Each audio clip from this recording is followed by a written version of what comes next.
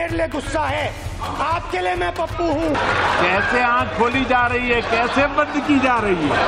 आप कहते हो 56 इंच की छाती है, जब छाती इतनी बड़ी होगी तो दिल भी तो बड़ा होना चाहिए। तब तक आप सुनते जाएंगे चौकीदार चोर है।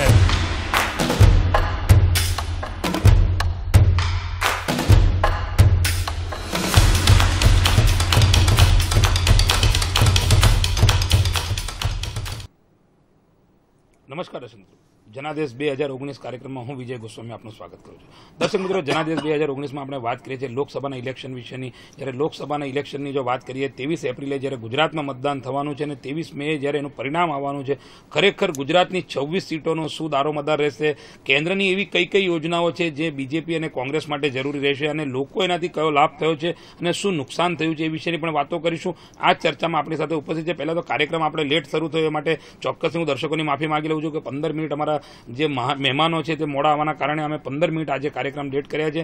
ચોક્કસથી અમારા કાર્યક્રમની જો વાત કરીએ તો કાર્યક્રમમાં આજે ઉપસ્થિત છે ડેપ્યુટી મેયર નીરવભાઈ શાહ। નીરવભાઈ, સ્વાગત છે અમારા સ્ટુડિયોમાં। બીજા જેવા ગેસ્ટ છે શૈલેષભાઈ રાયકા। શૈલેષભાઈ, સ્વાગત છે અમારા સ્ટુડિયોમાં આપણું પણ।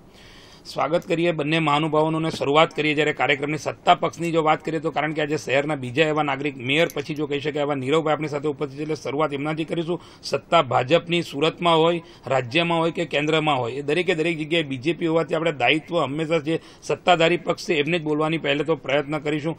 નીરવભાઈ, શું માનો છો જ્યારે આપણે આ સંપૂર્ણ લોકસભા ઇલેક્શન આવી રહ્યું છે અને જે રીતે કોંગ્રેસની વાત કરીએ, જે આરોપ લગાવી રહ્યા છે કે એક પછી એક, એ શું માનો છો કે બીજેપી પર અનેક આરોપો કોંગ્રેસ લગાવી રહી છે, શું કહેશો? આપ જાણો છો અત્યારે કે પંચાયતથી લઈને પાર્લામેન્ટ સુધી એક જગ્યા પર ભારતીય જનતા પાર્ટીનું શાસન છે। ભારતીય જનતા પાર્ટીનું શાસન એટલા માટે છે કે એમણે સુશાસન આપ્યું છે, પ્રજાની નાડ પારખીને પ્રજાની જે જરૂરિયાત છે તે સંતોષવાનો હંમેશા ભારતીય જનતા પાર્ટીએ પ્રયત્ન કર્યો છે અને આ વિજય ફરીવાર 2019ની અંદર હાંસલ કરવા માટે જ્યારે ભારતીય જનતા પાર્ટી આગેકૂચ કરી રહી છે તેવા સમયે કોંગ્રેસ અને એમના નેતાઓ તદ્દન બોખલાઈ ગયા છે। ફરીવાર એમને એવું લાગતું કે કદાચ ક્યાંક કોઈ ક્લિક થાય અને અમે સત્તા પર આવીએ, પણ તેઓ પોતે પણ હવે જાણી ગયા છે કે માન્ય નરેન્દ્રભાઈ મોદીની સરકારે જે કોઈ કાર્ય પદ્ધતિથી જે કાર્ય કર્યું છે, જે બિન વિવાદાસ્પદ રીતે કાર્ય કર્યું છે, જે રીતે કરપ્શન લેસ કાર્ય કર્યું છે, તે જોતા ફરીવાર ભારતીય જનતા પાર્ટીની સરકાર આ દેશની અંદર સુકાન સંભાળશે અને એ જ રીતે જે ભૂતકાળમાં જે રીતે આ પ્રજાની સેવા કરી છે તે જ રીતે ફરીવાર આવનારા દિવસોની અંદર પણ ભારતીય જનતા પાર્ટીના આ સક્ષમ નેતાઓ આ પ્રજાનું પોતાના કાર્યોમાં હંમેશા સહકાર આપશે। નીરવભાઈ, વાત કર્યું સાંભળ્યું હશે કે કોંગ્રેસ તદ્દન બોખલાઈ ગઈ છે અને નેતાઓ પણ બોખલાઈ ગયા છે અને એનું જ પરિણામ છે કે બીજેપી ફરી સત્તામાં આવશે। એ એમનું એક દિવ્ય સપનું જેવું છે। ભાઈ શ્રી નીરવભાઈને હું યાદ અપાવીશ કે ભારતીય જનતા પાર્ટીનો ઇતિહાસ 5 વર્ષથી વધુ ભારતમાં એમણે રાજ નથી કર્યું। સલંગ 5 એક વાજપેયી ગવર્મેન્ટ હતી અને એ પછી આ મોદી ગવર્મેન્ટ છે। એમણે 5 વર્ષ પૂરા કર્યા છે, એટલે ફરી એ લોકોની સત્તા નથી બનવાની। સત્તામાં ફરી ભારતીય રાજકારણ ફરી ગરમાશે અને ફરી મોદીને જાકારો આપવાનું જ। 5 વર્ષના સમયગાળા દરમિયાન એમણે કોઈ પણ એક સારા કામ નથી કર્યા, બસ ગપગોળા માર્યા છે। ફેંકવાની એમની જે પદ્ધતિ છે એ જે ગુજરાતમાં હતી એ જ ત્યાં લઈ ગયા છે, ગુજરાતનું મોડેલ ત્યાં લઈ ગયા છે। હકીકતમાં કશું એમણે કર્યું નથી। નીરવભાઈ, કશું કર્યું નથી, આપણે પર આરોપ છે ગંભીર રીતે કે ભાઈ બીજેપીએ કોઈ જ કામ કર્યું નથી, માત્ર ગપગોળા ફેંક્યા છે। આ દેશના ગરીબમાં ગરીબ માણસ હોય કે છેવાડાના માનવી હોય, તેમને એમની પોતાની સુદીર્ઘ આયુષ્યવાન ભારતની યોજનાની વાત કરીએ, સફળ ભારતની વાત કરીએ, તમે અનેકવિધ યોજના છે, જનધન ખાતાની વાત કરીએ, સ્ટેન્ડઅપ ઇન્ડિયાની વાત કરીએ, સ્ટાર્ટઅપ ઇન્ડિયાની વાત કરીએ, દિવ્ય જ્યોતિની વાત કરીએ, એક યોજના એક પરિવાર સુધી પહોંચે, તેમના ઘર સુધી પહોંચે। હું એક આપને નાની વાત કહેવા માંગુ છું કે આજે કદાચ ગુજરાત પહેલું રાજ્ય છે દેશમાં, અનેક જગ્યા ઉપર 6 કરોડથી વધારે ગેસના બોટલ આપીને આજે જે ફૂંક મારીને જે લોકો બેન અત્યારે જ્યારે ચૂલો સળગાવતા હતા ને એમને આંખની અંદર જ્યારે એ આંસુ આવતા હતા, અને આંખની અંદર જે ઝેર જતો હતો, જ્યારે માથા ઉપર એ લાકડા સળગાવવા માટે લાકડા લઈને આવતા હતા, એના કારણે જે પરિસ્થિતિ ઊભી થતી હતી, આજે દેશની અંદર એ પરિસ્થિતિ નાબૂદ થવાની દિશામાં છે. અત્યારે ગુજરાત તો તમને કહું કે સ્મોકલેસ સિટી બની ગયું છે, સ્મોકલેસ રાજ્ય બની ગયું છે. આ એક એક પરિવારને આને સ્પર્શતા પ્રશ્ન છે. આપ જોઈ શકો છો આયુષ્યમાન ભારત, તમને જાણો છો કે 5 કરોડ લાભાર્થીઓ એટલે 5 કરોડ પરિવારને આનો લાભ મળે તે દિશામાં આ ભારતીય જનતા પાર્ટીના શાસકોએ કામ કર્યું છે. અને એટલા જ માટે અમે કહીએ છીએ કે ઘર ઘર સુધી મોદી સરકારની યોજનાઓ પહોંચી છે. પહેલા એમના જ નેતાઓ કહેતા હતા કે દેશમાંથી જ્યારે કેન્દ્રમાંથી 100 પૈસા નીકળે ત્યારે 15 પૈસા લાભાર્થીઓ સુધી પહોંચતા હતા. એમના નેતાનું સ્વપ્ન છે. 15 પૈસા મળતા તેવું તમારા નેતાઓ કહી રહ્યા હતા. એમના નેતા કહેતા હતા. આ તો આપણે સ્વીકારવા જેવી બાબત છે. તમારા નેતા જાહેરમાં કહેતા હતા. આજે અમારા નેતા એવું કહે છે કે 100 પૈસા નીકળે છે, એમના જનધનથી ખોદાયેલા ખાતાની અંદર ડાયરેક્ટ પેમેન્ટ થાય છે. ક્યાંય કોઈ વચ્ચેટિયા નહીં, કોઈ દલાલિયા નહીં, કોઈ વચ્ચે ક્યારેય કોઈ જગ્યા પર કોઈ તણી સુધાર ન થાય અને સીધા એમના ખાતામાં 100% પૈસા જમા થાય. એ દિશાનું સ્વપ્ન ભારતીય જનતા પાર્ટીએ સેવ્યું હતું અને કરી બતાવ્યું છે. એટલા માટે અમે કહીએ છીએ કે ફરીવાર ભારતીય જનતા પાર્ટીની સત્તા આવશે અને ફરીવાર અમે સુકાન સંભાળીને આ દેશની સેવા કરીશું. કોંગ્રેસમાં 15 જ પૈસા લોકોને મળતા હતા, 100 રૂપિયા મોકલતા એવું કહી રહ્યા છે નીરવભાઈ. એમના નેતાએ કહ્યું, મેં નથી કહ્યું ભાઈ. તમારા નેતાએ કહ્યું છે સ્વીકારવું, તમારા નેતાએ કહ્યું તમારે સ્વીકારવું કે નહીં એ તમારી વિષયનો બાકી તમારે કીધું હશે નહીં, કહ્યું છે વાસ્તવિક ચિત્ર રજૂ કર્યો છે. પણ આજે ભ્રષ્ટાચારની હબ, તમારી પાસે આ ભ્રષ્ટાચારની હબ કઈ છે નીરવભાઈ? પાર્લામેન્ટરી સુધી એમની સત્તા હતી. જોરમાં ન બોલવું જોઈએ. ત્યારે વાસ્તવિક પંચાયત સ્વીકારવી જોઈએ. પાર્લામેન્ટ સુધી એમની સરકાર હતી, સાહેબ, એમના તમે- નેતા બોલે છે એટલે તમે 2000 એમના જ ખાતામાં એમના સરકારમાં 2000 નો સમયગાળો યાદ કરો. 85% કરપ્શન, 85%. નેતાશ્રી 2000 નો સમયગાળો યાદ કરો. આ દેશનું જે બજેટ હતું, તત્કાલીન એમના પ્રમુખ બાંગારુ લક્ષ્મણ સાહેબ આ દેશનું જે બજેટ હતું, ઓન એના કેમેરા 85% રૂપિયા પૈસા લેતા લાંચ આ રૂશ્વત સાથે અધિકારીઓના ઘરમાં જતા હતા. પકડાયા. આ આનાથી કાર્યકર્તાઓના મોટું ઘરમાં કયું જતા હતા. ઉદાહરણ ભ્રષ્ટાચાર માટે હોઈ શકે? 85% શરમ અનુભવવી જોઈએ રૂપિયા. તમારે. 100 રૂપિયામાંથી 85% રૂપિયા શરમ કેમ નેતાઓના નથી ઘરમાં જતા. અનુભવતા? કાર્યકર્તાઓના ઘર ભરાતા હતા 85% રૂપિયા, 15% અરે ખાલી બાંગારુ લાભાર્થીઓ લક્ષ્મણ જતા. 2001 અબજો 2000 એમાં રૂપિયાનું તમને ખબર હોવી જોઈએ. આજે બાંગારુ લક્ષ્મણ અમે તમારા છાતી વડા ઠોકીને કહીએ છીએ તમારા વડા કે માનનીય પ્રમુખ નરેન્દ્રભાઈ મોદીની સરકાર સાહેબશ્રી બની, કેમ મોદું અમારી સંચારો સરકાર છો? બની, ભારતીય જનતા પાર્ટીની સરકાર બની. ફેંકમ 5 વર્ષની કર્યા. અંદર જે મોદી સાહેબે અમારી પર શીખવાડ્યું છે કરપ્શનનો કોઈ ફેંકવાનું, એ આક્ષેપ જ તમે કરી લગાડવા રહ્યા માટે છો. તમે મોદી સક્ષમ સાહેબે નથી જે તમને શીખવાડ્યું છે ફેંકવાનું, એ જ તમે કહી રહ્યા છો. બાંગારુ લક્ષ્મણને યાદ કરો. ભ્રષ્ટાચારની મોટી હબ કહેવાય આપશ્રીના પ્રમુખ. તમારા માટેના તો જે લિસ્ટ કાઢીએ ને કોઈ list, લિસ્ટ એક પછી નથી. એક આદર્શ 70 કમ્પાઉન્ડની વાત વર્ષ કરીએ. સુધી કોંગ્રેસે રાજ કર્યું છે વેલ્ફેરની અને સંકલ્પ સુશાસન કરીએ. આપ્યું છે. તમારા લોકોના તો ઘર ઘર સુધી વીજળી કરોડો પહોંચાડી છે. રૂપિયાના.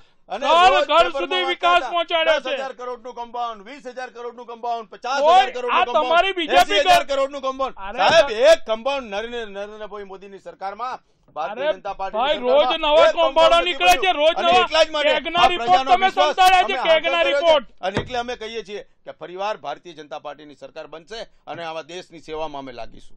ભારતીય જનતા પાર્ટીની સરકાર 2019માં નથી બનવાની. ખોટા દિવ્ય સપના તમારી ન પાસે જુઓ. કોઈ અમારી એવું સાથે નક્કર કારણ વિકાસ, બતાવો. અમારી નથી તમારી પાસે પાસે કોઈ નેતા, નથી તમારી પાસે કોઈ નીતિ. અરે કોઈ નેતા નેતાઓની વગરની તો આ પાર્ટી, હરણફાળ છે કોઈ અમારી નીતિ પાસે વગરની આ મોટી. પાર્ટી. તમારી પાસે કઈ નીતિ છે કે જેના આધાર પર તમે પ્રજાની વચ્ચે જઈ શકો અને એવું કહો કે આ નીતિના આધાર ઉપર અમે તમને અમે આર્થિક નીતિ અમારી જુઓ તો દેશ તરક્કી વર્ષોથી કરતો આવ્યો છે. આજે જુઓ તમે, જીડીપી ઘટી ગયો છે દેશનો. તમારા નેતૃત્વમાં નિષ્ફળતા નરી છુપાયેલી છે. ખોટું ફેંકવાનું, કેમેરા આગળ લોકોને બનાવવાનું, એક જ ધંધો લઈને બેઠા છો. લોકોને વાસ્તવિક ચિત્ર બતાવો. તમે કેમ નથી બતાવી શકતા? અરે વાસ્તવિકતા તો તમારે સ્વીકારવાની જરૂરિયાત છે કે આજે કોઈ જગ્યા પર કોંગ્રેસ છે નહીં, કોંગ્રેસના નેતાઓ કોઈ જગ્યા પર છે નહીં, કોંગ્રેસની વાણી અને વિલાસ પર ઉતરી આવ્યા છે. આજે કોંગ્રેસના નેતાઓ અમારા એરફોર્સના અધિકારીઓ પર અવિશ્વાસ અમારા નહીં, આપણા એરફોર્સના અધિકારીઓ ભારતીય જનતા પાર્ટીના નથી. અમારા આ એરફોર્સના સરકારના અધિકારીઓ આ સરકારના ભારત સરકારના દેશના છે. તમને એમને સૈનિકો અધિકાર જાણે કહેવાનો કોઈ છે. અધિકાર કેમ નથી? અમે કારણ કે પાકિસ્તાન તમે જે છીએ, રીતે જેમ એમની પર સમજો છો. અવિશ્વાસ મૂકો છો. અમે તમે એમની ભારતીય પર જે છીએ વિશ્વાસ અને મૂકો. અમને ગર્વ છે. તમે જે રીતે એમની કેમ પાસે ખોટું પુરાવા બોલી માંગો રહ્યા છો, તમને એક ભારતીય કહેતા અમને શરમ આવે. આ અમને પ્રકારની શરમ આવતી હોય તો ઘટનાનું ડૂબી નિર્માણ મારો તમે આ કોંગ્રેસના જઈને કરશે. નેતાઓ કરી રહ્યા અને કોંગ્રેસના આ પ્રકારના નેતાઓના કારણે પૂર્ણ કોંગ્રેસ અત્યારે બદનામ થઈ રહી છે, લોકોની અંદર તૂતું થઈ રહી છે. આ એરફોર્સના અરે અધિકારીઓ ભારતીય જનતા પાર્ટીના વિરુદ્ધ બોલી એટલે એમ કે તમે લોકો દેશદ્રોહી. કઈ રીતનું ચિત્ર ઉભું કરો છો તમે લોકો? તમારા વિરુદ્ધ બોલીએ એટલે દેશદ્રોહી કહેવાય. અમે અમારી વિરુદ્ધ નહીં, તમે એરફોર્સની વિરુદ્ધમાં અમારી બોલો, અમારી સામે તાકાત બોલો, કારણ કે અમારી સામે બોલવાના કોઈ પુરાવા જ નથી, કોઈ મુદ્દા નથી. ભારતીય સેનાનો કોઈ પણ સૈનિક અમારા માટે આદરણીય છે અને આજીવન આદરણીય એટલા માટે પુરાવા અમારા માંગો છો. માટે નહીં, એટલા માટે પણ પુરાવા માંગો સમગ્ર છો. ભારતીય જનતા એટલા માટે માટે તમે આદરણીય છે. પુરાવા માંગો છો. હું પુરાવા તમને તમે એવું લોકો કહેવા માંગુ છું. ફેંકો છો એટલે પુરાવા અરે અમે માંગે નથી છે. ફેંકતા, એરફોર્સના અધિકારીઓ કે છે. અરે ફેંકવાની વાત ક્યાં કરો છો? આ હુમલો કર્યો છે આપણા સૈનિકોએ કર્યો છે. કઈ મોદી સાહેબ તો જાતે લઈને વિમાન અરે લઈને ઈચ્છા ગયો. શક્તિ જોઈએ. નહીં, મોદી નહીં, સાહેબની ખોટું. ઈચ્છા શક્તિ હતી એટલા માટે થયું. આ અધિકારીઓ કહેતા હતા બિલકુલ નહીં. આ એ જ સેના છે, એ જ અધિકારીઓ છે, પણ ભૂતકાળમાં ઈચ્છા અરે શક્તિ તમે તો ધરાવતા એવું નહીં હતા. ચિત્ર એવા વડાપ્રધાન તમે તો હતા. એવું ચિત્ર એટલા માટે ઊભું આ કરો કામ છો કે થયું. માનનીય 2014 નરેન્દ્રભાઈ પહેલા મોદી આયા સૈનિકો અને એમની પણ ઈચ્છા નહોતા. શક્તિ હતી. ના, ના, એટલા માટે સૈનિક પણ એરફોર્સના આપણી પાસે અધિકારીઓ 2000 પહેલા 2014 પહેલા આપણી પાસે સૈનિક પણ નહોતા. આ જ સૈનિક હતા. તો હું એ જ કહેવા માંગુ છું. હા. આ જ સૈનિક હતા. આ જ સૈનિકોના અધિકારી હતા. પરાક્રમથી પણ 71 નું યુદ્ધ આપણે જીત્યા છે. પોલિટિકલ ઈચ્છા શક્તિ નહીં હતી તમારી. બિલકુલ. અને તમે- અમારી પોલિટિકલ ઈચ્છા શક્તિ હતી. મને નરેન્દ્રભાઈ મોદીએ કહ્યું ઈટનો જવાબ પથ્થરથી આપીશું અને આપીને બતાવ્યું આ તાકાત માન્ય નરેન્દ્રભાઈ મોદીમાં છે. આપણા આ દેશ સૈનિકોએ લડ્યું છે. કર્યું છે. આ તમે દેશને લોકો નથી બચાવવા કરવા માટે ગયા. લડ્યા છે. આ 56 ની ઈચ્છા છાતી શક્તિની જોઈ શક્તિ લીધી છે. છે. 56 ની છાતી જોઈ લીધી છે ભાઈ. શું કરવા મોદી સાહેબની જેમ ફેંકવાનું ચાલુ કર્યું છે અહીંયા? નીરવભાઈ, આપ જે વાત કરી રહ્યા છે શૈલેષભાઈ કે ભાઈ સૈનિકો પહેલા પણ હતા, પણ શું માનો છો કોંગ્રેસની અને બીજેપીની વાત કરીએ તો શું આ એર સ્ટ્રાઇકને કોંગ્રેસ અલગ રીતે મૂલવી રહી છે એવું માનો છો તમે? કોંગ્રેસ આજે એર સ્ટ્રાઇકને મૂલવી રહી છે એ જોઈને અમને એમની પર પણ શરમ આવે છે. કોંગ્રેસ પર શરમ આવે જ્યાં કોંગ્રેસના કોંગ્રેસ જે પર શરમ નેતાઓ આવી રહી છે. કોંગ્રેસના જે નેતાઓ આ બાબત મૂકી રહ્યા છે, પુરાવા માંગી રહ્યા છે અને આ પ્રકારની ઘટનામાં જ્યારે તેઓ ઉતરી રહ્યા છે ત્યારે આ દેશની જનતાને પણ એ કોંગ્રેસના નેતાઓ પર શરમ આવે છે કે આ એરફોર્સના અધિકારી પોતાના જાનના જોખમે આ પાર્ટીની ઈચ્છા શક્તિના કારણે ત્યાં જઈને જે રીતે એર સ્ટ્રાઇક કરી અને તમે એની પાસે પુરાવા માંગો. હું તમને એવું પુરાવા કહેવા એમની માંગુ છું. પાસે નથી માંગ્યા. કોઈ પણ લશ્કરી વડા પાસે પુરાવા નથી માંગ્યા. લશ્કરી વડા એમ કે છે કે અમે પાકિસ્તાનમાં જઈને હુમલો કર્યો, પણ અમે કઈ ગણવા નથી ગયા કે આટલા ત્રાસવાદી મરી ગયા કે નથી મર્યા. એમને કબૂલ્યું જ.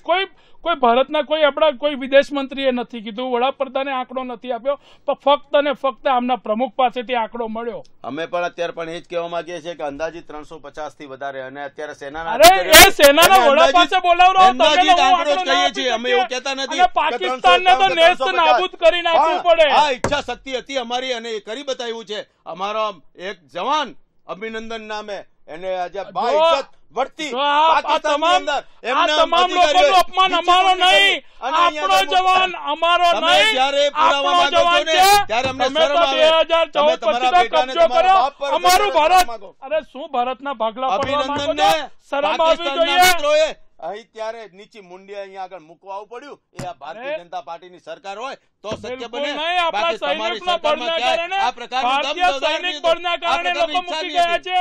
તમે શું ફેંકવાનું ચાલુ કરો છો? કોઈ બોલો, પાકિસ્તાન અભિનંદનને મોદીથી, મૂકવા આવ્યા. કોઈ એટલે પાકિસ્તાન મોદીથી નથી ગભરાતું. એટલે અભિનંદનને ભારતથી મૂકવા ગભરાય છે, આવ્યા. ભારતથી ગભરાય છે. અભિનંદનને તમામ મૂકવા આવ્યા, ભારતના સાચી વાત. લશ્કરથી ગભરાય છે. એટલે ભારતના અભિનંદનને મૂકવા. લશ્કરથી એટલા માટે ગભરાય છે કે નહીં, ભારતના નહીં. લશ્કરને ખબર તમે- છે કોઈ મર્દ ત્યાં આગળ વડાપ્રધાન એટલે પદે બેઠેલો 2014 છે પહેલા શું અને વાજપેયી- રાષ્ટ્રવાદી એટલે શું વ્યક્તિત્વ વાજપેયી ત્યાં સાહેબ આગળ મર્દ હતા બેઠેલું એમ છે. કહેવા માંગો છો? ખાલી રાષ્ટ્રવાદી નરેન્દ્ર મોદી સરકાર એકલા જ બેઠી છે. મર્દ હતા એમ કહેવા માંગો છો? હું આગલી વાજપેયી સરકારની વાત સાહેબ કરું પણ છું. મૌની સન્માન્ય બાબા વ્યક્તિ બેઠેલા હતા. અગાઉના તમામ વડાપ્રધાનો સન્માન્ય વ્યક્તિ હતા. આ પણ કદાચ હશે સન્માન્ય, એની ના નથી, હશે નહીં, પણ છે, સ્વીકારી લો, આગળના શૈલેષભાઈ. પણ તમામ વડાપ્રધાનો સન્માન્ય જ હતા. તમે એકને મરદ કોને બીજા પાછલા બધાને શું કહેવા માંગો છો યાર? કઈ શરમ આવવી જોઈએ. એ બધા પણ આપણા વડાપ્રધાનો હતા. શરમ અનુભવો, શરમ. એ શું આપ જે વાત કરી રહ્યા છો નીરવભાઈ, આપ કોના અનુસંધાને વાત કરી રહ્યા છો? એ જે અમારા શૈલેષભાઈ કહી રહ્યા છે કે આપ જો પ્રધાનમંત્રી મૌની બાબાની જે આપ વાત કરીએ, કોને કહી રહ્યા છો અને કઈ રીતે, કયા એંગલથી એવું આપણને લાગ્યું છે? પૂર્ણ દેશ એ બાબતને જાણે છે. ક્યાંય ફોડ કરવાની જરૂરિયાત હોતી નથી. દેશનો એક એક વ્યક્તિ જાણે છે કે જ્યારે આગલી સરકાર હતી, કોંગ્રેસની યુપીએની સરકાર હતી, માન્ય મનમોહનસિંહજીની સરકાર હતી, તે સમયે આ દેશનું દેશ અને દુનિયાની અંદર કેવા પ્રકારનું ગૌરવ હતું અને આજે માન્ય નરેન્દ્રભાઈ મોદીની સરકાર હોય, માન્ય નરેન્દ્રભાઈ લોકો જાણવા વડાપ્રધાન માંગે છે કે ત્યારે આ બંનેમાં ફરક કયો દેશનું હતો? વિદેશનું, આ વિદેશની અંદર, આ વિશ્વની અંદર આ ભારતીય જનતા પાર્ટીના સરકારની આજે ભારતની સરકાર છે, નરેન્દ્રભાઈ મોદીની સરકાર છે, એ કેટલા ગૌરવથી આગળ વધી રહી છે, કેટલા ગૌરવ છે, કેટલું સન્માનીય રીતે આગળ વધે છે, એ આ આખો દેશ જાણે છે. એટલે આ બાબતનો કંઈ ફોડ કરવાની આવશ્યકતા નથી. હું ચોક્કસ કહું છું, અમારા માટે એ પણ સન્માનીય હતા.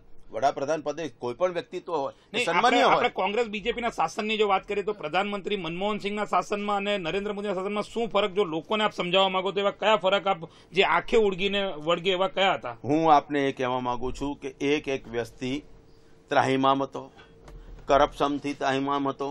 ક્યાંય પણ જાઓ, કોઈ પણ જગ્યાએ જાઓ, કોઈ પણ ક્ષેત્રની અંદર જાઓ, અંડર ટેબલની વાત કરો તો તમારું કામ થાય. અને કરોડો રૂપિયાની જયારે વાત કરીએ તો તમારા કામ થાય. એક વસ્તુ 500 રૂપિયાની વાત હોય ત્યાં 5,000 રૂપિયા. મને તો એ ખબર નથી પડતી કે કોંગ્રેસ પાસે કોઈ પ્રકારની નીતિ જ નહીં હતી. આ દેશ ક્યાં ચાલી રહ્યો કોઈને ખબર નહીં હતી, કોણ ચલાવી રહ્યું છે કોઈને ખબર નથી. પ્રધાનો પોતપોતાની રીતે જે રીતે લૂંટવામાં આવ્યો એ પ્રકારે આ દેશના એ વખતના પ્રધાનોએ આ દેશને લૂંટ્યો છે. હું સ્પષ્ટ શબ્દોમાં કહું છું કે લૂંટ ચલાવી છે.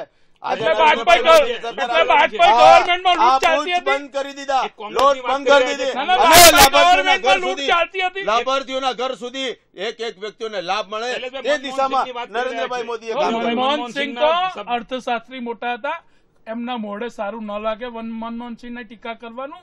એ સમગ્ર ભારત દેશની ટીકા બરાબર નહીં. હું અત્યારે માન્ય નરેન્દ્રભાઈ માન્ય મનમોહનસિંહજી અમારા માટે સન્માનિત વખત હતા. હું સરકારની વાત કરું છું, એમની નીતિની વાત કરું. વ્યક્તિત્વ તરીકે ચોક્કસ સારા હતા, હું એ બાબતની ના નથી પાડતો, પણ એ વ્યક્તિ હતા જયારે વડાપ્રધાન પદે હતા ત્યારે ચોક્કસ આપણા માટે સન્માનીય હતા.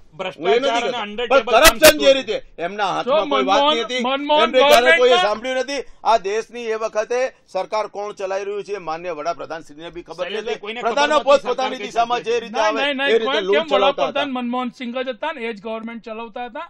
આ ખોટી વાતો લોકોમાં ભ્રમ, ભારતીય લોકોને ખોટા ભ્રમમાં ફેંકે છે, આ લોકો લઈ જાય છે. નીરવભાઈ ભ્રમ ફેલાવી રહ્યા છે એવો આરોપ છે. આટલા મોટા રિઝર્વ બેંકના જે તે સમયના એટલે તો કેટલાક વર્ષો પછી પહેલી વાર સ્પષ્ટ બહુમતી સાથે માન્ય નરેન્દ્રભાઈને અને ચોક્કસપણે બતાવે છે કે એ વખતના દેશમાં, એ વખતની સરકારમાં આ પ્રજાજનો કેટલા ત્રાહિમામ પોકારી ગયેલા હતા. અને ત્યારે જ આજે આ દેશમાં સ્પષ્ટ બહુમતી વાળી સરકાર, એ નરેન્દ્રભાઈ મોદીની સરકાર આ પ્રજાએ બેસાડી એ જ દેખાડી આવે છે કે તમારી સરકારમાં લોકો કેટલા ત્રાહિમામ હતા. બિલકુલ નહીં, બિલકુલ. લોકો ત્યારે પણ જીવતા હતા ને આજે પણ સુખ શાંતિથી જીવે છે.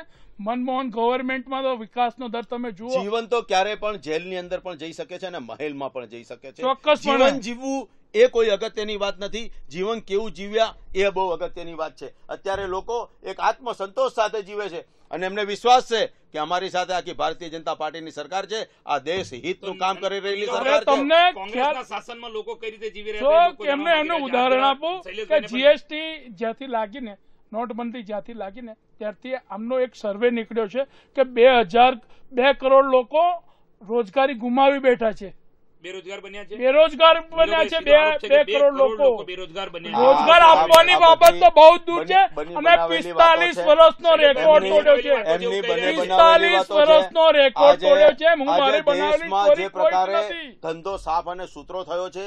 આજે શરૂઆતમાં હું ચોક્કસ માનતા હતા કે લોકો જીએસટી ને સ્વીકારતા પહેલા ખૂબ અચકાતા હતા. જીએસટી ની સામે કદાચ ક્યાંક ને ક્યાંક આંદોલન પણ થયા છે, પણ જે લોકોએ જીએસટી સ્વીકારી અને જે રીતે દિશામાં આગળ કામ કર્યું, આજે એક વેપારી ખુશીથી કહે છે કે અમે જીએસટી આવ્યું, અમે સ્વીકાર્યું, અમે ખૂબ આનંદની વાત છે. અરે 150 વખત જીએસટી માં સુધારા લાવ્યા, 150 વખત. અરે એ તો દરેક વસ્તુ જ્યારે કોઈ નીતિ બનાવતા હોય, જે નીતિ બનાવતા હોય એ નીતિ બનાવ્યા પછી પ્રજાને અનુકૂળ થવા માટે દરેક બાબત આટલો મોટો ટેક્સ વન નેશન કરવા માટે હિંમત હોય એવા વ્યક્તિનું કામ છે. તમે વર્ષો સુધી વિચાર્યું, તમે ન કરી શક્યા, એ માન્ય નરેન્દ્રભાઈ મોદીએ કર્યું અને એ કરીને ઇમ્પ્લિમેન્ટ બી થયું અને આજે દેશના એક વ્યક્તિને સ્વીકારે છે ને હર્ષભેર સ્વીકારે છે અને આનંદ ઉલ્લાસ સાથે કહે છે કે આ જીએસટી આવ્યું એ આ દેશના હિતમાં છે. શૈલેષભાઈ, દેશના હિતમાં જીએસટી લાવ્યા છે અને આપ એનો વિરોધ કરી રહ્યા છો. વિરોધ નથી, અમે ત્યાં ટેકો આપ્યો જ છે લોકસભામાં અને સહકારથી જીએસટી આવ્યું છે. પણ સુધારા કોંગ્રેસ જે જીએસટી લાવવાનું હતું એની વિરુદ્ધ દિશામાં જઈને આ લોકો પૂરા દેશમાં એક જ ટેક્સ લાવવાની જરૂર હતી. આ જુદા જુદા સ્ટેપ પાડીને લોકોને આ ત્રાહિમામ પોકારી રહ્યા. 150 વખતનો સુધારો, 150 વખતનો સુધારો કંઈક મોટી સંખ્યા કહેવાય. દરેક બાબતને તમે જુઓ છો. આજે કોઈ પણ જગ્યા ઉપર જયારે સર્વિસ ટેક્સની વાત હોય કે અન્ય કોઈ પણ સેલ ટેક્સની વાત હોય કે કોઈ પણ ટેક્સની વાત હોય, ત્યારે નાના વ્યક્તિને જરૂરિયાતની જે બાબતો છે એની પર ટેક્સનો સ્લેબ હંમેશા ઓછો હોય, અને જ્યારે વૈભવી અને આકાશી જીવન જીવતા હોય તે લોકો વાપરતા હોય તેવી બાબતનો ટેક્સ હંમેશા વધારે હોય. આ બધો ડિફરન્ટ હંમેશા કોંગ્રેસે આ જ જોયું છે કે નાના અને મોટા, કોઈ વ્યક્તિ સામાન્ય હોય કે ગરીબ હોય કે છેવાડામાં રહેતો વ્યક્તિ હોય કે મહેલમાં રહેતો હોય ને ઉદ્યોગપતિ હોય, એ બંનેને એક સરખા ગણીને એક જ લાકડી હાંકવાનો પ્રયત્ન કર્યો છે. પણ માન્ય નરેન્દ્રભાઈ મોદીની સરકારે જોયું છે કે જીવન જરૂરિયાતની વસ્તુ છે, નાનામાં નાનો વ્યક્તિ કોઈ વસ્તુ વાપરે છે એ વસ્તુના ટેક્સના સ્લેબ હંમેશા નીચા રાખીએ કે જેથી એને ક્યાંય મોંઘું ન પડે, અને એવા વ્યક્તિ પાસેથી આપણે ટેક્સ વધારે રાખીએ કે જે વૈભવી જીવન જીવે છે. આજે તમે ઓડી કાર લઈને જતા હોય તો તમને એ ટેક્સીસ પોસાય, પણ જયારે નાના મનાની રિક્ષા ભારતીય જનતા પાર્ટીની નીતિ જે ઉદ્યોગકારોની તરફેણમાં રહી છે, કાળા નાણાં લાવવાની વાત હતી બહારથી વિદેશમાંથી, એની જગ્યાએ આપણા સફેદ નાણાં આ લોકો નીરવ મોદીની સાથે મોકલી આપ્યા, માલ્યાની સાથે મોકલી આપ્યા. આ લોકો શું વાત કરે છે? ખબર પડતી કે તમને આ માલ્યા અને નીરવ મોદીના શબ્દો તમારા મોઢે નથી સોંપતા. આ માન્ય નરેન્દ્રભાઈ મોદીની સરકાર આવી, બધાના બૂચ લાગી ગયા, બધાની લોનો બંધ થઈ ગઈ. તમારા સમયમાં તમારા નેતાઓએ ભલામણ કરી અને આ મિત્રોને લોન અપાવી છે. તમારા નેતાઓએ અમને લોન અપાવી. આ એકમાત્ર એવો વ્યક્તિ છે તેમણે એ લોન બંધ કરાવી અને સમજી ગયા કે હવે આ દેશની અંદર આ સરકારમાં તે છતાં આ દેશના વડાપ્રધાન એમને નહીં બચશે.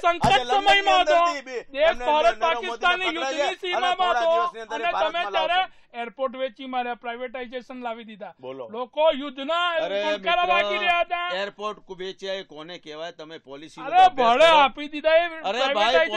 અભ્યાસ તો કરો, અભ્યાસ જ છે. અરે શું અભ્યાસ કર્યો? કોને વેચ્યા?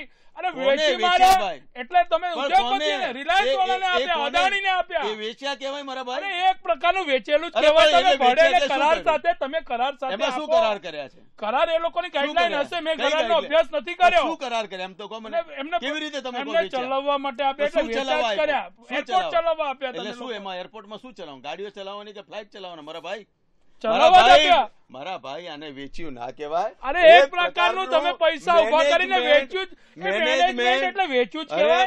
તમે કરોડોના મેનેજમેન્ટ કરવા એમને આપી દીધા એટલે વેચ્યું જ કહેવાય. અને તમારા શું સગાવાલા લાગે? ચલો એ પ્રકારની ટેન્ડર પ્રક્રિયા થાય. આ બધી ટેન્ડર પ્રક્રિયા ગોળ ગોળ ફેરવીને ટેન્ડર પ્રક્રિયા. તમને એવું લાગે કે આ સગાવાલા ગોળ ગોળ ફેરવીને મૂળ તો વાત છે કે તમે વેચ્યા છે. તમે એનો જવાબ હવે ટેન્ડર પ્રક્રિયાથી આપો કે કોઈ પણ રીતે આમ કાન પકડાવો કે આમ કાન, મૂળ તો કાન જ પકડાવવાના છે તમારે લોકો કરવાનું ને. ચોક્કસપણે મેનેજમેન્ટ આપણે કરતા જ હતા ને અગાઉના ગવર્મેન્ટ.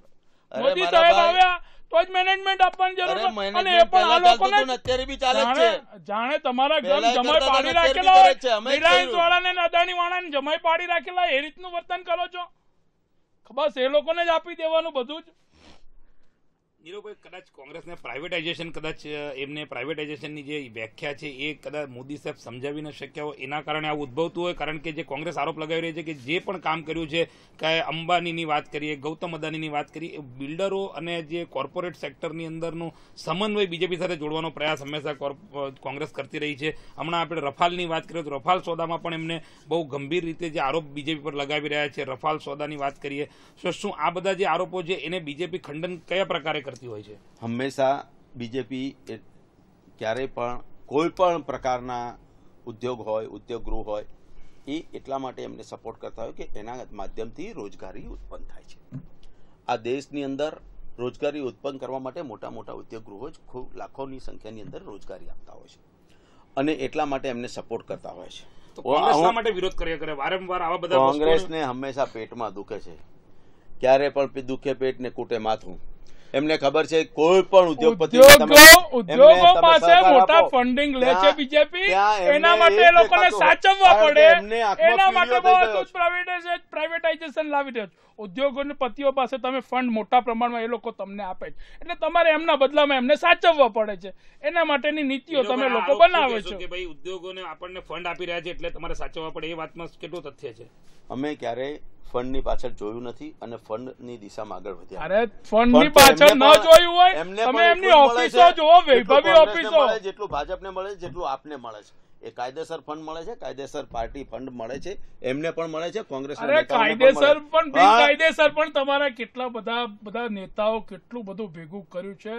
કેટલું બધું, કેટલી મોટી સંપત્તિ. અહીંયાની વાત કરીએ એવા આપણે એવા પાટીલ કયા સાહેબ તરફ નામ જુઓ. ગણાવો કદાચ આ પાર્ટી અરે અહીંયાની વાત હંમેશા કરીએ બદલી. પાટીલ સાહેબ તરફ જુઓ. કોન્સ્ટેબલમાંથી આજે ક્યાં પહોંચી ગયા છે, કઈ કહેવાનું જ નથી હોતું. બોલો એમને કઈ હવે મજૂરી કરી લાયા છે સાહેબ? આવા દરેક તો વ્યક્તિ કેટલા મને એટલો બધા. ખબર પડે કે તમે તમારા બુક્સ ઓફ ઓન એકાઉન્ટ પર તમારું પ્રોપર્ટી બોલે છે, તમારું ધંધો બોલે છે, તમારું કમાણી બોલે છે. કરપ્શનનો પૈસો ક્યારે કોઈ જગ્યાએ તમે જોયો છે ઓન પેપર હોય? આ જે કંઈ બતાવ્યું છે એ ઓન પેપર બતાવ્યું છે. પાટીલ સાહેબ હોય કે બીજા અમારા કોઈ પણ સાંસદશ્રી હોય, એમણે પોતે પોતાનો ધંધો કર્યો છે, બિઝનેસ કર્યો છે. બિઝનેસ કરીને એમાંથી એમણે પોતાની ઇન્કમ કરી છે. અરે દરેક અને એ શૈલેષભાઈ, ઇન્કમ આજે એ લોકો જે બતાવે છે. બીજેપીની વાત કરીએ તો શું કોંગ્રેસની બી સરકારની અંદર જે નેતાઓ છે શું એ લોકો, જેમ કે કીર્તિ ચિદમ્બરમની વાત કરીએ, પી ચિદમ્બરમ, એમની પર પણ આરોપ લાગ્યા છે. હમણાં કદાચ આપણે સોનિયા ગાંધીની વાત કહી શકાય, રાહુલ ગાંધી, એમની પર પણ હેરાલ્ડ કેસ ચાલુ રહ્યો છે. શું આરોપ પ્રત્યારોપ જે બંને પાર્ટીઓના એક એકબીજામાં પ્રકારની આ લાગતા લોકોની માનસિકતા બતાવે છે, બદલાની ભાવનાઓ બતાવે છે, બીજું કશું જ નથી હોતું. એક બદલો લેવા, રાજકીય બદલો લેવા, ભાવના લઈને કેસ કરી રહ્યા છે. ચોક્કસપણે એ જ છે. એ તો નહીં સ્વીકારે. પાપનો ગળો ક્યારેક ને ક્યારેક તો ફૂટે છે. ચોક્કસપણે એને ફૂટવાની તૈયારી છે. આ પાપ, હવે આ આ તમારો પાપ એમણે પાપનો કર્યું છે. ગળો આ એ 2019 ફૂટવાનું છે. ફૂટી જશે. એ ફૂટવાનું છે અને ફૂટવાનું છે. અત્યારે જામીન આ પર ચાલી રહ્યા છે. વાસ્તવિકતા, પણ મને એવો વિશ્વાસ છે કે નજીકના દિવસોની અંદર એક વ્યક્તિઓ જેમણે પોતે આ પ્રકારના કમ્પાઉન્ડમાં પોતાના હાથ કાઢ્યા છે, એ માન્ય નરેન્દ્રભાઈ એક વ્યક્તિને ચૂનીને અંદર જેલના હવાલે કરશે. કારણ કે આ દેશની સંપત્તિ એમણે લૂંટી છે, આ પ્રજાજનોની 5 વર્ષ સંપત્તિ એમણે થઈ ગયા, લૂંટી છે, 5 આ વર્ષ. એક સામાન્ય નાગરિકોની ખાલી સંપત્તિ આક્ષેપો કરે એમણે છે. લૂંટી છે. 5 એ લોકોને વર્ષ થઈ તો ગયા, જેલના હવાલા એક નેતાને થશે પકડ્યા નથી. કોંગ્રેસ પાર્ટીના એક નેતાને પકડ્યા નથી. ઈડી, સીબીઆઈ કેટલો દુરુપયોગ કરો છો, તેમ છતાં એક નેતાના ગળે ફાંસો નથી આપી શક્યા. આ એ જ બતાવે છે કે અગાઉના તમામ શાસકો સારા હતા, બિન ભ્રષ્ટાચારી હતા. એ જ બતાવે. બાકી અત્યારે બધા એટલે તો જેલમાં જામીન હોય. પર છૂટીને ફરે છે. અરે જામીન પર તો છૂટે છે. તમારા જામીન પર તમારા નેતાઓ પ્રમુખ જામીન પર નથી તડીપાર. જામીન અમિત પર શાહ છૂટેલા તડીપાર તમારા નહોતા. જામીન પર. ગુજરાત છોડાઈ દીધું હતું. ગુજરાત અમિત શાહને તડીપાર કર્યા હતા. શરમ કરો, શરમ, થોડી તો શરમ કરો. નીરવભાઈ, જે રીતની આરોપ કોંગ્રેસ પણ લગાવી રહી છે અને બીજેપી પણ જે રીતની વાત કરી રહી છે, પણ આપણી સત્તા પક્ષની પાર્ટી છે, એટલે શું આપણે જે કોંગ્રેસના અમુક જે આરોપો હોય છે એનું જે ખંડન કરવાનું હોય છે, આપ તો અહીં બહુ સારી રીતે કરી રહ્યા છો, પણ શું રાષ્ટ્રીય પ્રવક્તાઓ એ રીતનું જે ખંડન નથી કરી શકતા? શું કહી શકો કે જે એમની નીતિ હોય છે એ પ્રમાણે શું કહેવા માંગશો? હંમેશા અમે અમારી નીતિને વળગીને ચાલતા હોઈએ છીએ. કોઈ આરોપ કરે, પ્રત્યારોપ કરે, કોઈ આ પ્રકારની નેગેટિવ ભાષાનો ઉપયોગ કરે, એમાં અમે ક્યારે પડતા નથી. એ વાત ચોક્કસ છે કે રાષ્ટ્રીય નેતાઓ, રાષ્ટ્રીય પ્રવક્તાઓ આ દિશામાં હંમેશા વિચારતા હોય છે અને આ દેશને સાચું શું છે એ બતાવવાનો હંમેશા પ્રયત્ન કરતા હોય. એટલે બીજેપી કેડર બેઝ પાર્ટી કહી શકાય, એટલે એવું આ બધું અપશબ્દો કોંગ્રેસ બોલે એવું ન બોલે એવું વિચારે છે? ક્યારેય નહીં. એ લોકોને એટલે એમને કોંગ્રેસ સોંપતા અપશબ્દો એવા બોલવામાં પ્રશ્ન એ ચોક્કસ બોલી શકે. શૈલેષભાઈ, કોંગ્રેસ એ એ એમના કેડર બેઝ મોઢામાંથી પાર્ટી જે નથી ને પ્રશ્ન, અપશબ્દો જે બોલનારી શબ્દ પાર્ટી આવતા છે. બોલે. અમે ક્યારે અમારી ભાષા ચૂક્યા જે નથી. ભાષાનો પ્રયોગ કરે છે ને એ તમામ આક્ષેપો કોંગ્રેસ પર છોડી દે છે. જે રીતનું વર્તન એ લોકો કરે છે, જે રીતના કૌભાંડો એ લોકો કર્યા, બધી જ રીતે એ લોકોનો પાપ, જે પાપ કર્યા છે ને એ તમામ પાપનો આરોપ કોંગ્રેસ પર છોડી દે છે. બસ ખોટું બોલવું, જોરમાં બોલવું, ફેંકવું, એક જ વિષય એ લોકોનો. ખાલી આ 5 વર્ષમાં આ જ કર્યું છે એમણે. કોઈ બધી જ રીતે ભારતને પાછળ લાવીને મૂકી દીધેલો છે. હવે નવી આવનારી સરકાર જે છે એને ઘણા બધા ખાડાઓ પૂરવા પર છે 5 વર્ષના, અને એમાં હવે 2019 છે એટલે જનાદેશ મળશે જ. આપણે જનાદેશ માટે જ મળ્યા છીએ અત્યારે, પણ જનાદેશનો આપણે આગળના સમયમાં આપણે એની રાહ જ જોવાની છે. અને ચોક્કસપણે હું કહું છું કે 2019ની બિન ભાજપી સરકાર બનવાની છે ને બનવાની છે. બિન ભાજપી સરકાર બનવાની છે એવો આરોપ લગાવી રહ્યા છે શૈલેષભાઈ રાયકા. આપના આપ જુઓ છો કે બધા મહાગઠબંધનની ઠગ ગઠબંધન બધું ભેગું થયું છે. અને એ ગઠબંધન પોતાની નીચી મૂંડીએ એક અત્યાર સુધી કોંગ્રેસ એવું કહેતી હતી અમે એક પણ સીટ ઓછી નહીં કરીએ, અમે એક પણ સીટ ઓછી નહીં કરીએ. અત્યારે બિહારમાં 40 સીટમાંથી 9 સીટ કોંગ્રેસને મળી તો નીચી મૂંડીએ સ્વીકારી અને એવું કહ્યું અમે ભારતીય જનતા પાર્ટી 2019માં 543 ઉમેદવારો પોતાના ઉભા રાખવાની છે. ચલો ગઠબંધન એ ના કરતી હોય અમે તો ઉભા ગઠબંધન રાખશે. જે પાર્ટી સાથે કરેલું હતું. ગઠબંધન એ તો પાર્ટીઓ અનિવાર્ય સાથે થઈ જ અમે ગયું છે ભારતીય જોડાયેલા. જનતા પાર્ટી તમારા માટે જેવા બદ અને ઇરાદાપૂર્વક કોંગ્રેસ માટે પણ. જે વર્ષોથી તમારી સામે લડેલા, શૈલેષભાઈ, વર્ષોથી નીરવભાઈ, તમારા દુશ્મન છે, નીરવભાઈ આરોપ એવાને લગાવી બી રહ્યા સાથે છે. બેસાડો. ગઠબંધન નહીં, ઠગબંધન. આપ શબ્દ અરે સાંભળજો. ઠગ- ઠગબંધન કહી રહ્યા. ગઠબંધન અરે એટલે ઠગબંધન તો એમનું છે. બિહારમાં જો ઠગબંધનનું ઉદાહરણ, 23 સાંસદો મોજૂદ, તેમ છતાંય 17 પર બીજેપી લડવાની છે. આ ઠગબંધન તો ત્યાં છે. ઠગબંધનનો આરોપ એટલે એ ગઠબંધનની જગ્યાએ ઠગબંધન એ એટલે ચોરો ઠગબંધનમાં ભેગા થઈ અને આરોપ કરી એ રહ્યા છે. એવું વાત કરી ઠગબંધનની રહ્યા છે. અંદર કેટલાક જામીન પર છૂટેલા છે, કેટલાક મર્ડર કેસ વાળા છે, કેટલાક અત્યારે પોતાની ઉપર કેસ ચાલી રહ્યા છે. એટલે મને એવું લાગે છે કે આ જો હું દેશમાં અગાઉ મારું ગમે બોલ્યો એમ કરીને કે જે ક્યાં છે એમને કે પાપ નરેન્દ્રભાઈની કર્યા છે, સરકાર બીજી વાર એ આવશે કોંગ્રેસ પર તો અમે બધા પાછા શું- જેલના સળિયા શું ગળવાના છે. તળીપાર- એટલા માટે શું એ લોકો તળીપાર અત્યારે ગાંધીનગરના ઉમેદવાર ગઠબંધન નથી જાહેર કર્યા? એમને તળીપારને ગાંધીનગરના ઉમેદવાર નથી જાહેર કર્યા. એ તો હવે એવું કહી રહ્યા છે કે બધા આરોપોથી મુક્ત થઈ ગયા છે. એ હવે અરે અમિત શાહ પર સ્પષ્ટ દેશ જો- સુપ્રીમ કોર્ટે બી સ્પષ્ટ કહી બે- દીધું કે મને શાહ સાહેબ આ અમિતભાઈ શાહ સ્પષ્ટ નિર્દોષ છે અને નિર્દોષ પુરવાર થયા છે. તો પછી કોર્ટે પણ નિર્દોષ જાહેર કર્યા છે. અગાઉના જે કૌભાંડો આ લોકોએ બહાર પાડ્યા છે ને, તમારામાંથી એક પણ નેતાને નિર્દોષ જાહેર એમ નથી નહીં, કર્યા. કનીમોજીને તમારા પણ નિર્દોષ કનીમોજીને- જાહેર કર્યા અરે છે. કેટલા એ હોય? રાજાને પણ નિર્દોષ જાહેર કર્યા છે. મોટા મોટા કૌભાંડોના આક્ષેપો એમના પર લાગ્યા હતા, પણ કોર્ટે એમને મુક્ત કર્યા છે. તમે કેમ તે તરફ નથી જોતા? એટલે હવે આજે સરકારની જો વાત કરીએ જે આવનારી 2000 જનાદેશ 2019 ની અંદર તો ખરેખર લોકો જ કહેશે કે શું થશે, પરંતુ જયારે આપણે 15 મિનિટનો સમય બાકી છે ત્યારે હવે આપણા જે લોકલ દક્ષિણ ગુજરાતના સાંસદો છે એની બંને પાર્ટીઓને વાત કરવા માંગુ છું, કારણ કે રાષ્ટ્રીય મુદ્દાઓ પણ જરૂરી હોય છે કે જેના થકી લોકો જાગૃત થાય, બંને પાર્ટીઓ વિશેના એ જે બંને નેતાઓ છે વિચાર પ્રગટ કરે. હવે દક્ષિણ ગુજરાતના સાંસદોની જો વાત કરીએ એવા કયા પ્રશ્નો નીરવભાઈ આપણે જો કહી શકીએ કે જો પ્રજા દક્ષિણ ગુજરાતના ભાજપના સાંસદો પર વિશ્વાસ રાખી શકે એવા કયા જો કામો કહી શકાય કે જે કામોની આપણે જો ગણતરી કરી શકીએ તેવા કયા કામો જે ખૂબ મોટો અને મહત્વનું આ દેશના વિકાસની અંદર, આ ગુજરાતના વિકાસની અંદર, આ દક્ષિણ ગુજરાતના વિકાસની અંદર, ખાસ કરીને સુરત અને તેના આસપાસના વિસ્તારની અંદર જો આ વિકાસની ગતિ તેજ રફતાર કરી હોય અને એમાં મહત્વનું કોઈ પાસું હોય તો એ આ એરપોર્ટ છે. આપ સમજો છો, જાણો છો કે કોંગ્રેસની સરકાર હતી ત્યારે આપણા તરફ કેટલા પ્રકારનું ઓરમાયું વર્તન રાખવામાં આવતું હતું અને એ ઓરમાયા વર્તનના કારણે આ વખતે શૈલેષભાઈ નહીં બોલી શકે. કેમ હું નહીં ચોક્કસ બોલી? કહીશ. નહીં બોલી ફક્ત શકે? અને કેમ નહીં ફક્ત બોલી શકે? એક પણ એરપોર્ટ પરથી કોંગ્રેસ એક પણ પાર્ટી ફ્લાઇટ જે ત્યાં એરપોર્ટ જતી માટેના નથી. પ્રયત્ન આજે કરે છે. કોંગ્રેસે જે એરપોર્ટ આપ્યું છે, આ લોકો બોલો. ખોટી વેમ ફેલાવે છે. અને જે તે સમયના શૈલેષભાઈ, સાંસદો હોય, 5 વર્ષની સ્વાભાવિક સરકાર છે, છે, 5 નહીં, વર્ષની. સ્વાભાવિક છે કે રજૂઆત આપણી તે સંસદને જવાબદારી છે કે ત્યાં સેન્ટરમાં એમણે જ રજૂઆત કરવાની. અરે અમે તો એરપોર્ટ પણ તમારા કોંગ્રેસે આપ્યું છે અને સરકારમાં એરપોર્ટનો ફ્લાઇટ વિકાસ પણ રોકી કોંગ્રેસે દીધી. આપ્યો છે. ઇતિહાસ, દેશનો આ ઇતિહાસ તો ખાલી બનેલો. રિબીન કાપવા, કે જે ફ્લાઇટ રિબીન રોકી કાપી, હતી. આજે રિબીન 72 કાપી થી એટલે કે વધારે અમે ઊભું ફ્લાઇટ અને કર્યું. ઇન્ટરનેશનલ ફ્લાઇટ સુરત થી જાય છે. અરે એ ઇન્ટરનેશનલ રેલવે બને ફ્લાઇટ તો એક જ જાય છે, ભારતીય જનતા સાહેબ. પાર્ટીને અને અને દક્ષિણ બંધ થઈ ગઈ છે ગુજરાતના તમામ સાંસદોને ક્ષેત્રે. જાય છે. ખોટું શું વાત કરો છો? કોંગ્રેસે તે સમયે પણ સહકાર આપ્યો છે. એક તે પણ સમય- ફ્લાઇટ નથી ચાલતી એવો સહકાર આપ્યો. નહીં, ચાલુ એક હતી પણ ફ્લાઇટ, ફ્લાઇટ. એક અમારે પણ તે ફ્લાઇટ. ફ્લાઇટો અરે, ચાલુ એક જ પણ ફ્લાઇટ હતી. તમારામાં એરપોર્ટ ચાલતી કોંગ્રેસે બનાવી છે અમારે ને બધું જ એરપોર્ટ પર કોંગ્રેસે આપ્યું આંદોલન કરવા છે. આ તો પડેલા. ખાલી રિબીન કાપી છે એટલે કે એરપોર્ટ પર અમે આંદોલન કર્યું. કરવા પડેલા. અરે, અરે કર્યા તમારા છે. એરપોર્ટ ઉપર અમે આડે સૂંઘી ગયેલા અને એરપોર્ટ પર આંદોલન કરવા પડેલા. તે છતાં તમારી અરે સરકાર પણ નથી. એરપોર્ટ પર અમારી શું? સરકાર આવી. આજે 5 સુરતની વર્ષની અંદર આ તો 72 જુઓ તમે ફ્લાઇટની અવરજવર સુરત ચાલુ કરી. મહાનગરપાલિકાની નેશનલ અને પરિસ્થિતિ જો, ઇન્ટરનેશનલ. નાણાકીય પરિસ્થિતિ. આંદોલન તો રાજ્ય સરકારની સામે કરવાની જરૂર છે.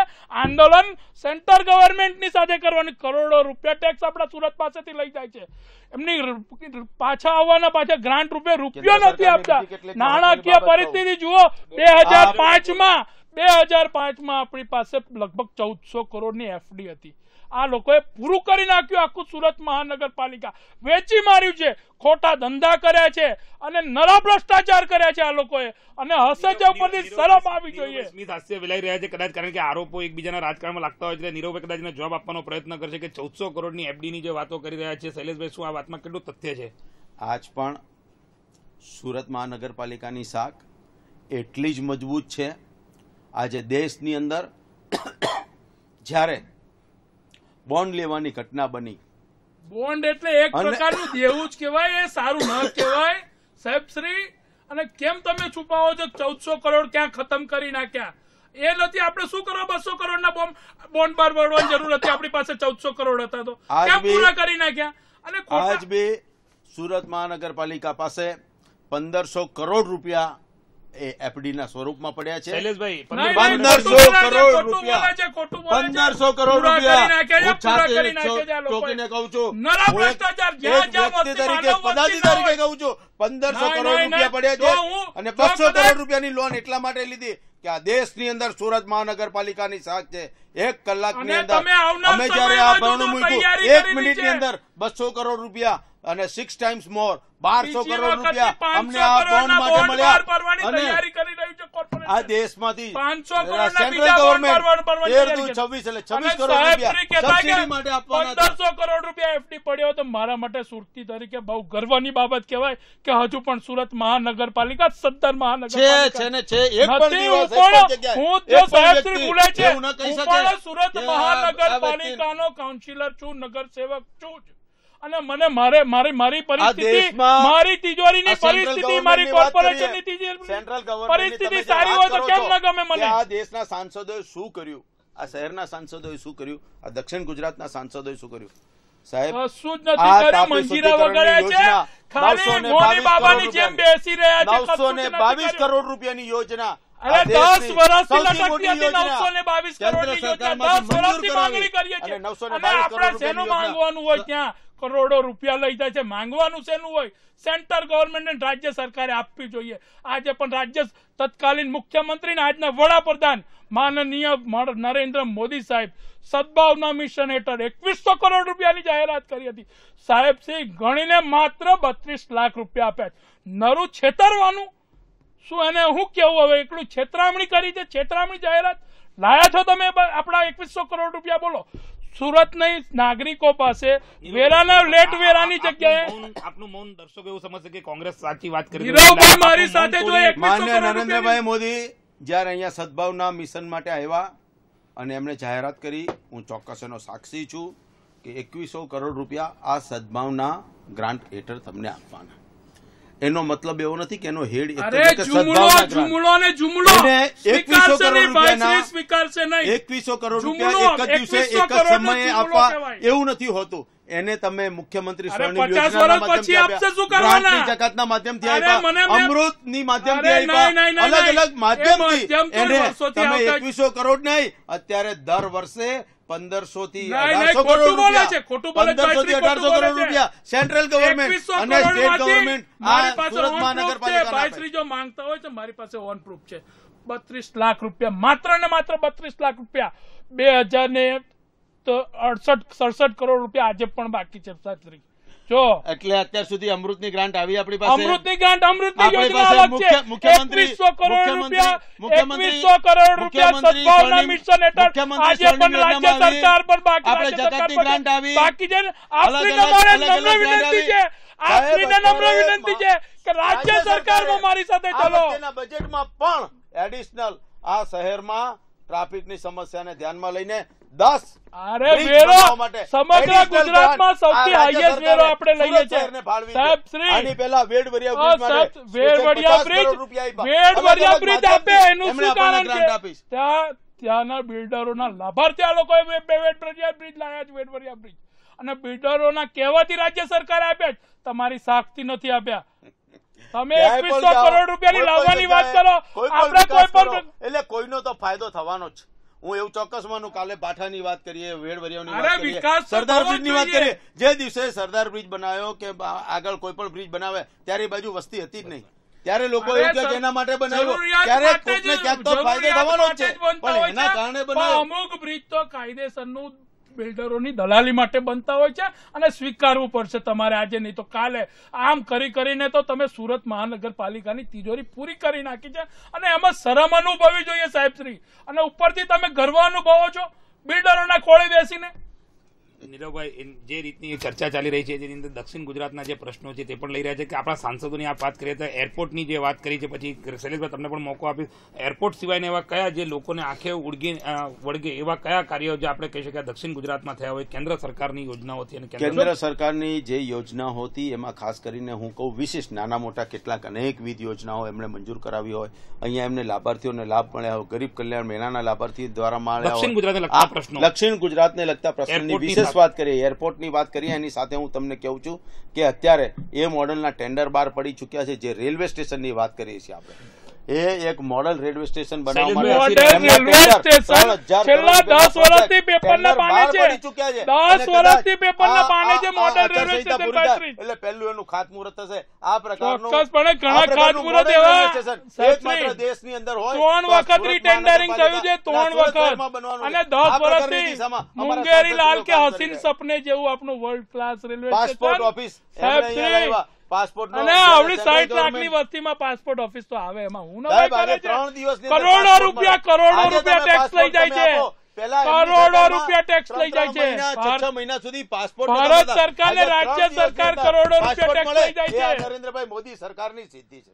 કોઈ સિદ્ધિ નથી. શું કોઈ સિદ્ધિ નથી ને ખાલી સિદ્ધિ. શૈલેષભાઈ જોઈએ તમને 3 દિવસમાં પાસપોર્ટ આપી દો. બિલકુલ તમે સ્વીકારો તમારા શાસનમાં 3 મહિના સુધી પાસપોર્ટ એમ કહું છું કે ગુજરાત નહીં પણ સમગ્ર ઇન્ડિયામાં 3 દિવસમાં પાસપોર્ટ મળે, બધે જ મળે એક જ પ્રકારની. સમસ્ત દેશમાં અમારી સમગ્ર દેશમાં અગાઉ પણ કોંગ્રેસની ગવર્મેન્ટ હતી ત્યારે 3 મહિના પણ મળે છે. 3 મહિના સુધી તો પત્તો નતો પડતો. અને કદાચ તમે એમ કહો છો હજુ આવનારા સમયમાં કદાચ તમે 3 દિવસ કહો ને, એક 5-10 મિનિટમાં પણ પાસપોર્ટ મળે એવી સુવિધા થવાની છે.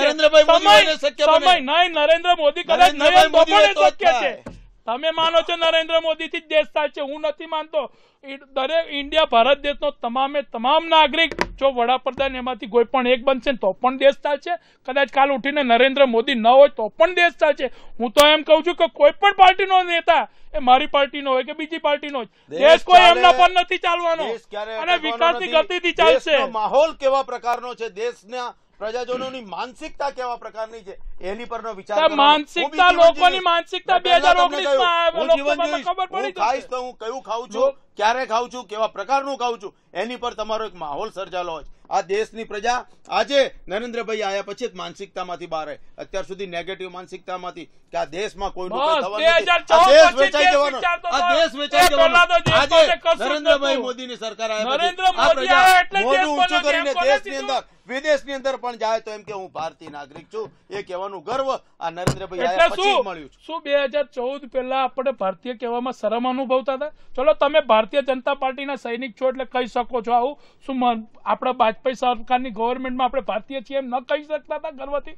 એ ટાઈમે પણ કહેતા હતા, મનમોહન ગવર્મેન્ટમાં પણ કહેતા કે નરેન્દ્ર મોદી આપણને ભારતીય છીએ શીખવાડ્યું, એ તમે ભૂલ ભરેલું છે ને તમારું એવું હશે, મારું કઈ માનવું નથી આ બધું. ચોક્કસથી જ્યારે આપણે કાર્યક્રમના અંત તરફ જઈ રહ્યા છીએ ત્યારે ચોક્કસથી બંને જે નેતાઓ છે એ બંને વાત કહી શકાય કે બંને પોતપોતાની પાર્ટીનો પક્ષ રાખવાનો પ્રયાસ કર્યો અને જનાદેશ 2019માં જ ખબર પડશે ખરેખર ખાતમુહૂર્ત કોંગ્રેસ દ્વારા થાય છે કે બીજેપી દ્વારા. એ તો જનાદેશ 2019નું જ્યારે આવશે અને જ્યારે 23 મે જ્યારે રિઝલ્ટ ખૂટશે ઈવીએમ અને વીવીપેટમાંથી જ્યારે બધી ચિઠ્ઠીઓ બહાર આવશે ત્યારે જ આપણે કહી શકીશું કે ખરેખર કોના દ્વારા વર્લ્ડ ક્લાસ ફેડરેશનનું ખાતમુહૂર્ત થઈ શકશે. હવે જ્યારે કાર્યક્રમના અંતમાં છીએ ત્યારે અમે દરેક વખતે અમારા મહાનુભાવો જે આવ્યા છે નેતાઓને એને કોઈ પાર્ટીમાં વાત નથી કરતા, પણ મતાધિકાર એ આપણો ખરેખર મહત્વનો ઉપયોગ છે અને એક વોટથી આપ આપણા દેશને એક ઉજ્જવળ ભવિષ્ય તરફ લઈ જઈ શકો છો. એવી જ વાત સાથે મતાધિકાર માટે આપ અમારા દર્શકોને નીરવભાઈ મેસેજ શું આપશો? આ શહેરના અને આ દર્શક મિત્રોને એક મિત્રોને કહું છું કે આ એક પવિત્ર ફરજ છે. મતદાન એ આપણી સૌની પવિત્ર ફરજ છે. આ રાષ્ટ્રીય પર્વ છે, રાષ્ટ્રીય પર્વ નિભાવવું એ પણ એક આપણી નૈતિક જવાબદારી છે.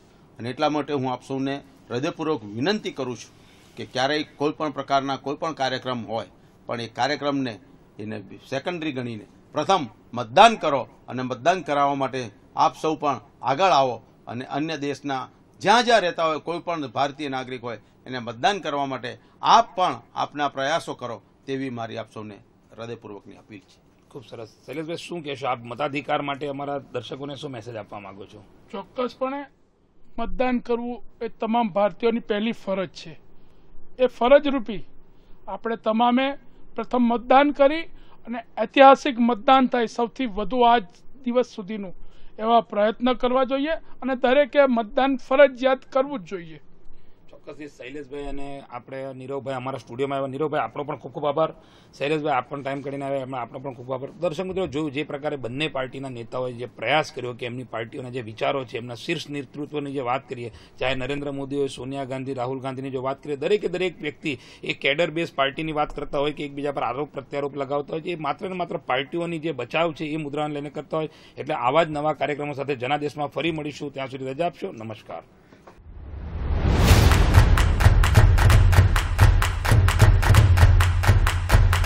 आपके अंदर अंदर मेरे लिए गुस्सा है, आपके लिए मैं पप्पू हूँ। कैसे आंख खोली जा रही है, कैसे बंद की जा रही है? आप कहते हो 56 इंच की छाती है, जब छाती इतनी बड़ी होगी तो दिल भी तो बड़ा होना चाहिए। तब तक आप सुनते जाएंगे चौकीदार चोर है।